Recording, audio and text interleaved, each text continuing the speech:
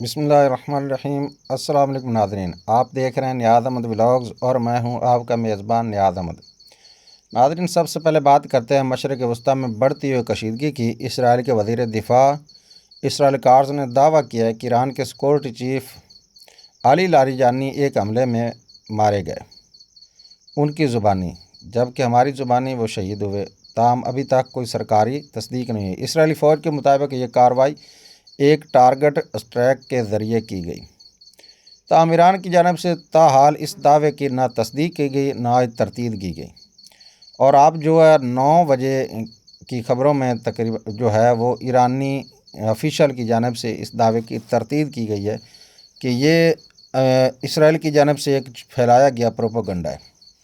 اسی دوران اسرائیلی فوج نے یہ بھی دعویٰ کیا کہ اس نے بسیج فورس کے کمانڈر کو بھی ایک رات کے حملے میں ہلاک کر دیا۔ ناظرین، صورتحال مزید سنگین اس وقت ہوئی جب اسرائیل نے لبنان کے دارالحکومت کے 3 مختلف علاقوں میں فضائی حملے کیے، جبکہ اسرائیلی فوج نے ایران کے دارالحکومت تہران پر بھی نئے حملوں کی تصدیق کی ہے۔ دوسری جانب ایران کی طرف سے بھی رد عمل سامنے آیا ہے۔ رپورٹس کے مطابق عراق کے دارالحکومت بغداد میں واقع امریکی سفارت خانے پر ڈرونز اور راکٹوں سے حملہ کیا گیا، جو اس جنگ کے دوران دوسرا بڑا حملہ قرار دیا جا رہا ہے۔ ادھر خلیجی ممالک نے بھی میزائل اور ڈرون کے خطرات کے باعث بند کی گئی فضائی حدود کو دوبارہ کھول دیا۔ اسی تناظر میں برطانوی ایئر لائن نے مشرق وسطیٰ کے لیے اپنی کچھ پروازیں مئی کے آخر تک معطل کرنے کا اعلان کیا، جس کی وجہ سے خطے میں بڑھتی ہوئی غیر یقینی صورتحال بتائی گئی ہے۔ دوسری جانب ایران نے بھی اسرائیل کی جانب مزید حملوں کا دعویٰ کیا ہے، جبکہ تہران کے وزارت انٹیلیجنس نے دعویٰ کیا ہے کہ انہوں نے سینکڑوں سٹار لنک ڈیوائسز قبضے میں لے لی ہیں جو ایران میں انٹرنیٹ تک رسائی کے لیے استعمال کی جا رہی تھیں۔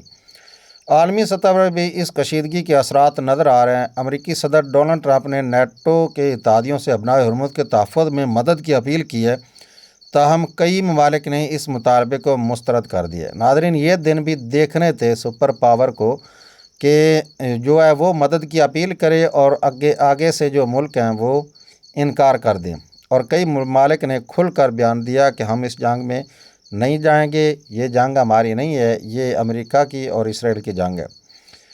تو ناظرین، ماہرین کے مطابق اسٹریٹ آف ہرمز میں بڑھتی ہوئی کشیدگی عالمی تیل کی سپلائی کو متاثر مزید کر سکتی ہے، جس سے توانائی کا عالمی بحران مزید گہرا ہونے کا خدشہ ہے۔ ناظرین، مشرق وسطیٰ میں حالات تیزی سے بدل رہے ہیں اور آنے والے دنوں میں صورتحال مزید سنگین ہو سکتی ہے۔ اگر آپ کو یہ ویڈیو پسند آئے تو میرے چینل کو سبسکرائب اور ویڈیو کو شیئر ضرور کر دیں، اور بیل آئیکن کے بٹن کو دبانا مت بھولیے۔ اگر کوئی مسٹیک ہو گئی ہو تو کمنٹ سیکشن میں ضرور بتائیے۔ السلام علیکم ورحمۃ اللہ وبرکاتہ۔